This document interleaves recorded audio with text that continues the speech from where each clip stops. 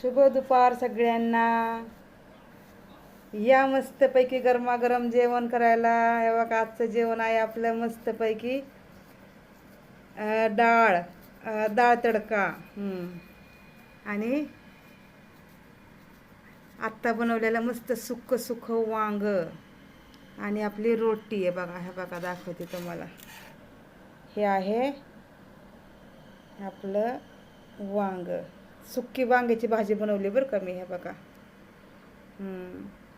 आणि आपली आमटी आहे मस्त, डाळ लाल पिवळी डाळ आणि घी लावून आपल्या रोट्या.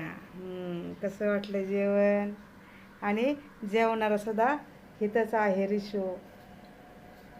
का हा का रिशी? हाय, या सगळे जेवायला.